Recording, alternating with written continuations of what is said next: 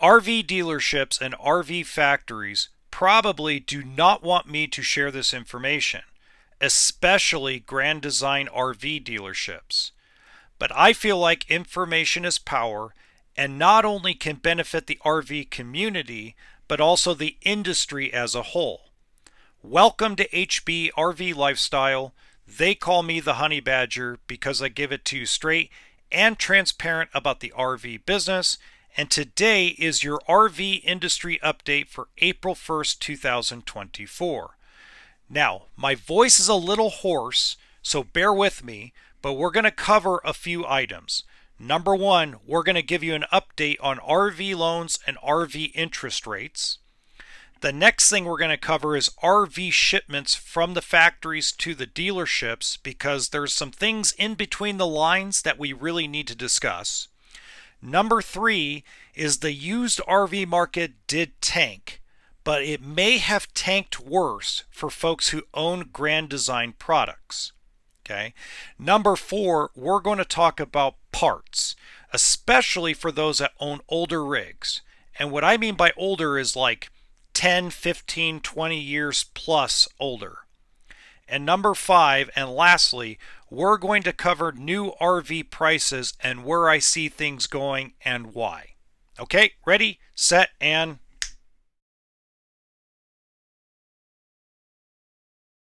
RV loan and RV interest rate update. Now, the Federal Reserve has not lowered or raised interest rates in a while now. Okay.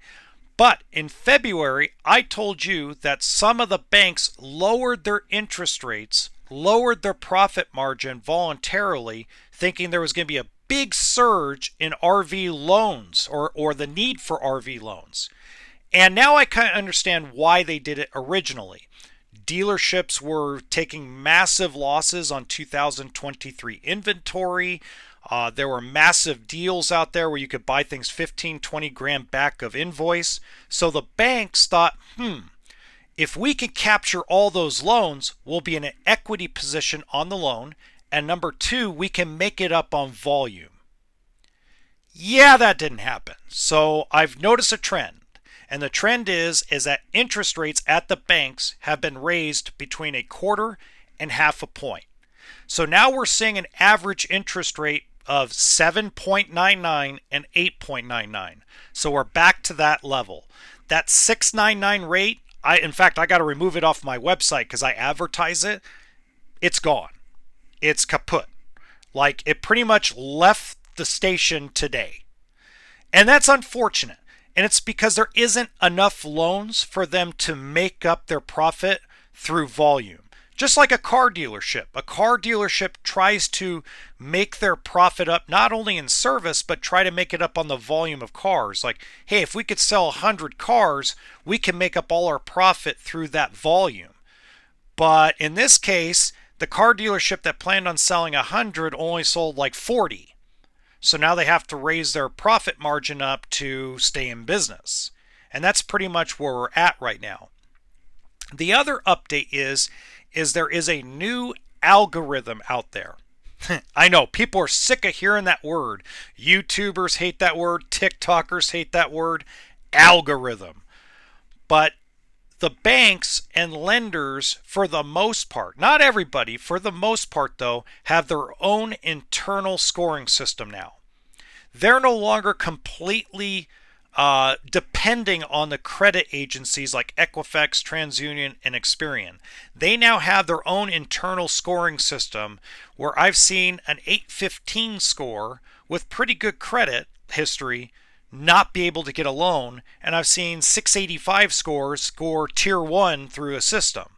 Now that's, few and far between.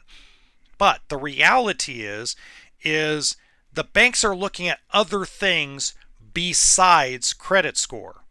They're being a little more like, credit card debt. How many credit cards are close to the max? How many car loans have they opened up in the last 2 years? So there's a lot of things that are going on behind the scenes with credit unions and banks on toy lending. Now, my assumption is this is beneficial as well as harmful. It's beneficial, especially for folks that, hey, they keep their debt low, their credit score might not be there with Experian for whatever reason, or Equifax, or whatever your state uses, but they're going to look at the internal scoring system might make you a tier 1, what you deserve to be. But who it hurts is it hurts folks that or that 800 score that normally I can just go tier 1, tier 1, tier 1. So just keep that in mind. Now, not every bank's like that, okay? But let's just say that the internal scorecard system is going to change the game and the way it's played.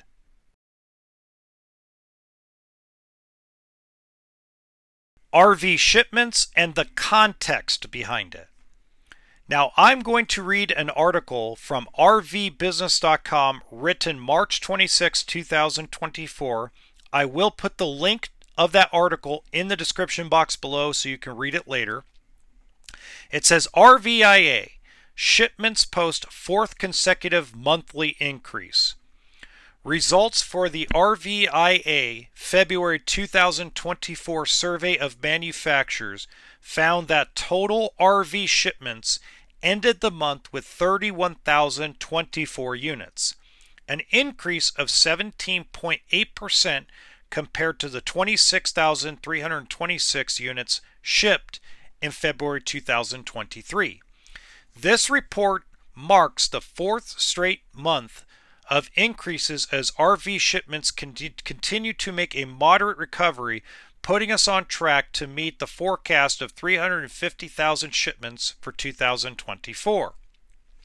Spring is officially upon us, and our latest survey shows over 26 million Americans plan to go RVing this spring, with over 14 million planning to make RVing part of their travels to view the upcoming total solar eclipse. So let me tell you what's going on behind the scenes, okay? So that article makes out to be like, oh, everything's hunky-dory, everything's going great. Yeah. So let's put some context behind this, all right? First off, this is going to take a little bit to explain, so bear with me. I know I can be very boring, but if you don't get all this information, it might get confusing, okay? First off, the manufacturers, the factories, are still not participating significantly with the losses on 2023 inventory. So dealerships have begun to raise the prices of their new 2023s back to invoice instead of taking those massive losses because the factories are not participating. But now randomly, if you order, even though we know you're overstuffed with inventory, if you order and be a good partner, we'll give you a little extra money towards your 2023s. And the dealerships are in an okay position countrywide up into Canada to take a few units. So that's why there's this increase. It isn't because there's a demand. It's because the dealers are like, well, at this point, we could use the extra inventory because we know summer's coming. And they're throwing out an extra bone of whatever, $500, $1,000, or whatever pitiful amount of money the factory's willing to give. I'm telling you guys, it's a disaster. The relationship between the factories and the dealerships is really weakening, and weakening fast. And it's not just at the corporate dealership level. It's not just at the Camping World type of level. I'm not saying specifically Camping World, but corporate RV dealerships like Camping World are having bad time with the factories, as well as mom and pop and the what I call the mid-majors, the guys that own like 10, 15 locations, still family owned and operated. So that is literally was supposed to be the foundation of the industry, was that relationship between the factories and the dealers, and it's almost disintegrated. And so this increase is only because most of the dealerships are like, well, at this point I need the inventory and I need the money. So instead of doing the right thing, watch this, instead of the factories doing the right thing, which is let's halt production, Let's get the dealership lots down. Let's get all the old aged inventory level down, and let's pitch in big time because it's half our fault, half the dealer's fault. No, no, no. They're shoving more inventory down the dealer's throats, and at this point we're like, you know what, screw it. We can take the extra spiff money and hopefully we'll sell something, and then we'll have some fresher inventory that we can sell and make profit on. That's pretty much where we're at. Okay, so that article is a lot of fluff, but it's not fluff that's like bad red flag fluff. It's just kind of like more like, let's put a spin on good news to try to stimulate things. Okay, so that's kind of the context behind it.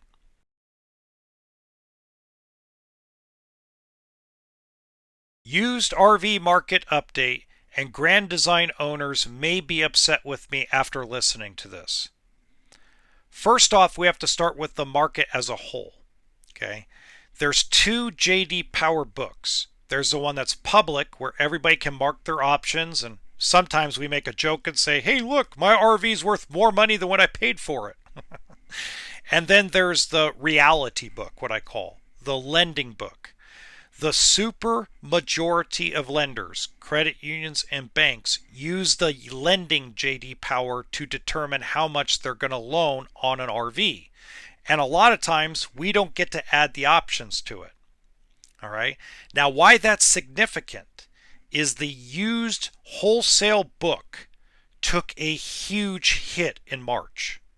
So I originally predicted it would cool off and correct itself in stages. Now, pretty much it flushed the toilet and flushed 20 to 30% of the wholesale value in a month. I mean, it's crazy. I'm upside down in probably half of my trades. I'm going to lose my butt on several used RVs I took in trade in the last couple months because of that significant drop in the lending value. Okay, we have to remember that 80% of people take loans out traditionally on RVs. Not everybody has the cash to pay for one, actual pure cash. Most of the time it's like a 401k or a personal loan, or maybe a refi on a house was typical. That's the other like 15-18% of the deals. So close to 95-98% of deals are done through some sort of loan. Okay, only I think last week they told me less than 5% are actual pure cash deals across the industry right now.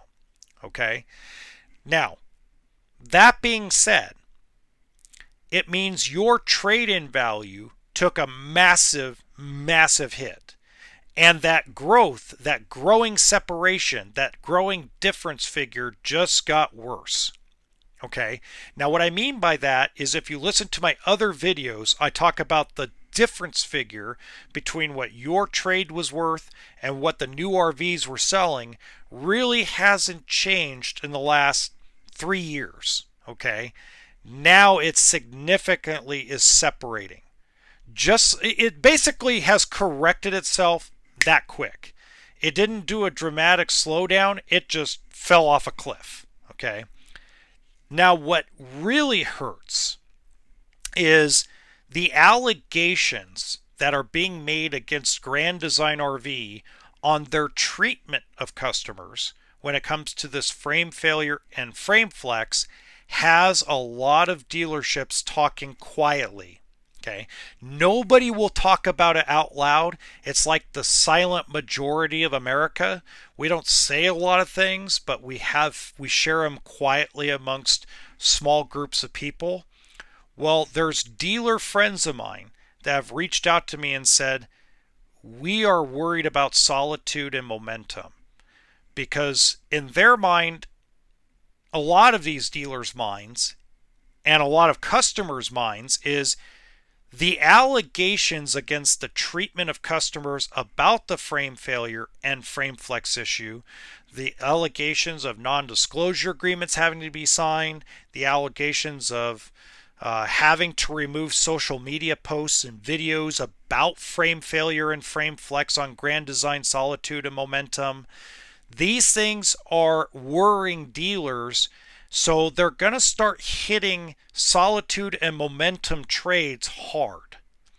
Because a lot of them are like, well, if they're not coming out and doing a recall, or if they're not coming out and talking about it publicly, like an article in rvbusiness.com, not an FAQ on the backside of a website. We're talking about the mindset is if they are not exposing themselves publicly and saying, hey, we need to take a look at this, what else is there possible that they're hiding? So there's a lot of speculation, there's a lot of allegations out there, and in dealerships' minds and a lot of customer and consumer minds, it's not being handled the proper way by Grand Design RV. Okay, there's too much silence, there's too much, I don't know, like slick salesperson things going on behind the scenes. Okay, and that's the optics of it. So there's a lot of my dealership friends that said, you know what, we're going to hit those trades hard and we're going to send them to the auction to see if we can recover our money. Because here's the bad news about this. I talk to a lot of dealerships, okay? A lot of dealer principals, a lot of managers, a lot of people that are directly involved in decision making about trade values and how they look at trades, things of that nature. If you are a Grand Design fifth wheel owner, you've lost a lot of value, not just on the lending book side, but also dealerships may not tell you this outwardly, but internally a lot of dealerships are super worried about this frame problem, not because of it being fixed or not fixed, but because why are they being so quiet about it? Why are they trying to sweep it under the rug? Why are the allegations and speculation of them trying to just sweep it under the rug? What's really wrong? What really happened? While when you got other manufacturers, and here's the interesting part, other manufacturers have had the frame failure and frame flex problem, but it has been predominantly alleged against Grand Design RV. The allegations are mainly on one company. And a lot of folks that I've talked to on your side of things have told me stories about Jayco and about Montana and about Forest River. But the super majority of you have told me that you've gotten the situation handled either through a buyout or through getting it fixed, and that you didn't have to sign an NDA, a non-disclosure agreement, and you didn't have to take down your posts or videos. So why is Grand Design allegedly making people do this? So that's scary because Grand Design RV dealerships are probably sitting there going, oh my God, what the hell are we going to do? We're super invested into this one brand that makes us the majority of our profit, and they're in a really crappy situation. And the last thing I'm going to say on it, because a lot of people have been giving YouTubers, especially corporate RV YouTubers, you know, the ones who work for big corporate dealerships, they're in a bad position because if they're asked to fluff things up, they have to. You know, and that's kind of the downside to signing contracts and things of that nature. You don't get to be an independent type of person and tell it how it is. Like, you could tell there's some guys out there and some gals that are like, man, I really want to say more than what I'm saying, but I can't because I've signed a contract. I could lose all the money I've made. I could lose my channel. I could lose my livelihood, and I've got a family to feed. So, you know, everybody's in a rock and a hard place with this. Even though I give a lot of crap on my podcast, I do have to show the lighter side once in a while, and that's why I try to do it on this channel, is as much as I have a lot of disagreements about things right now when it comes to how frame failure is, now I'm in a position, a really rotten position, where when I have people come up to me with a solitude or momentum, my first question is, have you had it inspected for frame failure? And the shoulders and the look on people's face like, oh crap, somebody knows about it. Well, I'm going to tell you that most dealerships know about it. And right now there's a lot of discussions out there amongst what we call 20 groups that are like being very like, How do we value these things? If the wholesale book is 30,000, do we take it in for 10? Do we take it in for 15? How much can we get at the auction? That's the mindset. Not, wow, if we took it in for 5 grand over, we could still make 5 or 6 grand because Grand Design has the name and the prestige. Now it's like, oh God. And what it reminds me of, guys, is it reminds me a lot of Weekend Warrior back in the day. Weekend Warrior, the values tanked. You had a bunch of people with Weekend Warrior fifth wheels and toy hauler travel trailers that lost significant value in a 2-year period when all the frame problems started happening with Weekend Warrior. And there were people, I remember in 2010, 11, 12, that were $30, $35, $40,000 upside down in their Weekend Warrior. And it wasn't, oh, can we resell it? It was, how much do you think we can get at the auction? And these same conversations are starting to happen amongst dealers quietly with Grand Design.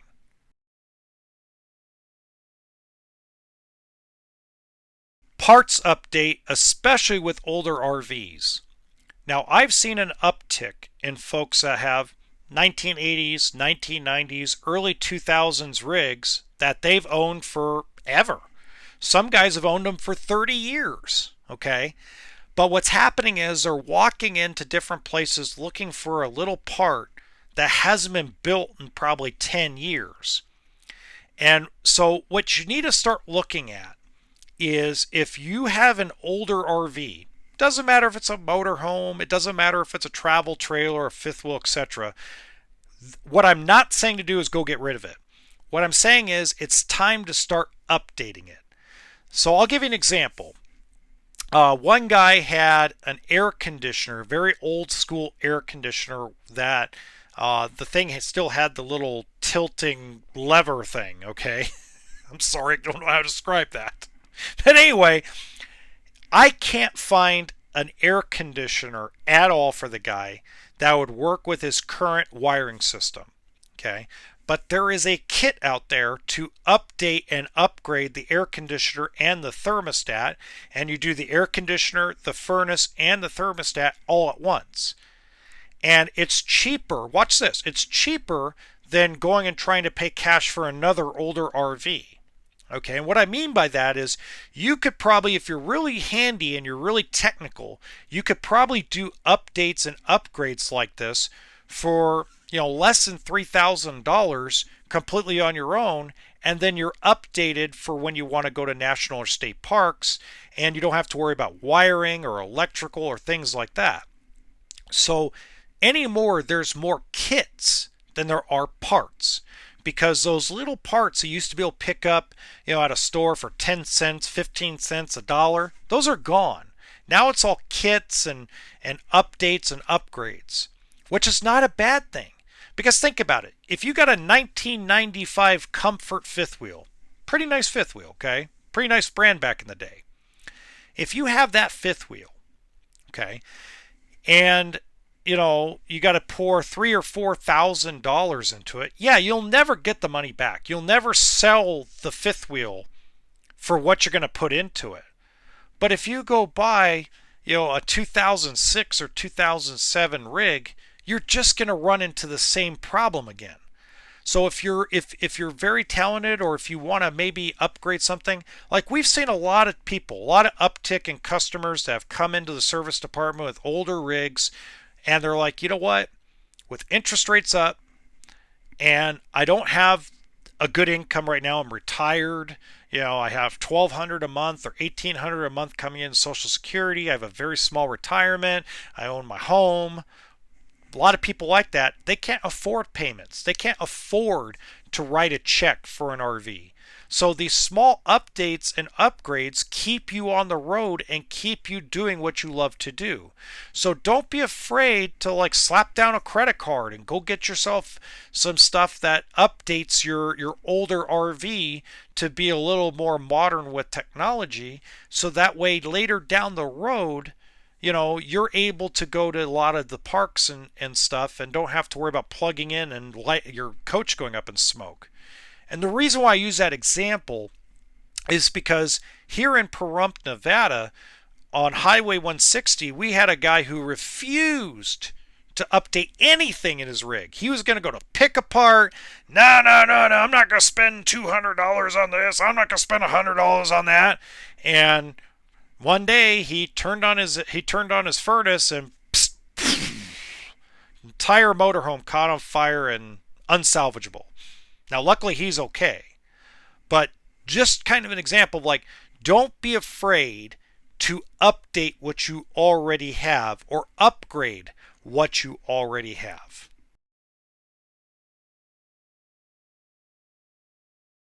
New RV prices update. Okay, so the RV factories really screwed the pooch. How? Because they did not significantly help dealerships move off of new 2022 and new 2023 inventory.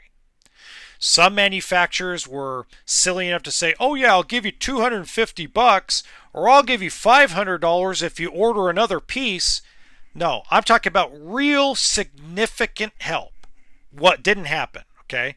So dealerships across the United States and even into Canada were hemorrhaging money for the last year. Okay. Now they feel like, you know what? It's time for us to make up that money. Otherwise, we're going to go out of business. So they're going to raise their profit margin on 2024 inventory in conjunction with not ordering as many 2024s. Supply demand. Now, we're not talking about we're going to raise it up to sticker. No. But instead of making, let's say, 8 or 9% margin, they're going to start getting up to 12 and 13% margin so they can make up some of their cash capital back. So we're not talking about, oh God, they're going to be charging MSRP. No, no, no, no. But, you know, if they were making $5,000 profit, now they're going to try to make $6,000. Instead of making $1,500, they're going to try to make $2,000. Okay, so the profit margin is going to go up because it has to, because they've been taking all these losses. Now, you can go blame the dealer and go scream, dealers are greedy. No, that's not it. Go talk to the factories. They're the ones that didn't write the checks. Okay, they're the ones shoving inventory down dealerships' throats when they were overstuffed with inventory and getting mad saying, you got to be a good partner. Okay? Partnership is a two-way street. Well, first of all, 1.6 million RVs were shipped out in a 3-year period. I would say dealerships did their job. Now it's time for the factory to step up. Now, because the factories didn't step up, and because now they're still playing the games they've been playing with dealerships for the last 2 years, now we're at a bridge where the dealerships have to take things into their own hands. So realistically, what's going to happen is, and it's already started happening, they're taking their new 2023s, instead of taking massive losses, they're now raising the price to invoice. Basically what they paid for it. Okay? And then they're going to raise the 2024 prices to offset, so that way, you know, you get a better deal on a 23 than you will on a 24, which would make sense, which is how it should be. But until the manufacturers get their foot out of their butt, until they get their head out of their butt and actually go, wow, we really screwed up and we need to rectify this, otherwise next year's going to get worse, it's going to be a long, drawn-out battle. And do you know who suffers in all this? The customer. That's who suffers in all this. The Grand Design crap, all the allegations against Grand Design, all the speculation against Grand Design, you know what hurts? It hurts Grand Design owners. It doesn't hurt the shoppers. It doesn't hurt people shopping for a Grand Design because they'll just simply go to Alliance or Forest River or Northwood Manufacturing with Arctic Fox. Right? So the reality is all this, excuse my language, I'm going to cuss for the first time on this channel, so if you have children listening, plug their ears. All the bullshit that every single factory is doing in one way or the other, the majority of them are just not being good with the dealerships and letting that relationship disintegrate. And then you got Grand Design with all the allegations and speculation against them. It hurts the Grand Design owner, and the rest of the industry, it hurts the customer, because now they're like, wait a minute. I thought I was planning on buying this 2023 or looking for a deal, and now you guys raised all the prices. What's going on? But now you know why. So when you see higher prices, and let's back up for a second, because there's always confusion about this. I'm not telling you go back and regret not purchasing when I told you. Remember, a lot of you, I told you, if you were ready, willing, and able, you should have bought last year or up through January. Okay? Because that's where all the deals were. If you bought anywhere between the end of 2022 through January of this year, 2024, you bought really good. Okay? You got a great deal. You bought it right. It was when the market was really starting to take a downturn. And now, unfortunately, folks, we're back to a point where dealerships, for them to survive, they have to increase their profit margin. Now, just like I said earlier, it's not like, oh, we're going to go back to sticker like this COVID days. No, but they have to make a little bit more money. Okay? Now, at the end of the day, if you weren't ready over the last 16, 18 months, I've told you, don't worry about it. You're going to pay a little extra. But it's better to be ready and pay a little extra than it is to rush the process. Okay, so I want to make sure that's clear. All right. Now, don't forget about the merchandise store. It's in the description box below if you want your hats, your shirts, water bottles, coffee mugs. Also, if you have any questions, you can contact me through my social media or my email in the description box below. If you guys would like some information about how RV financing works for bad credit, then you want to click on that video right there. Don't forget to like and subscribe.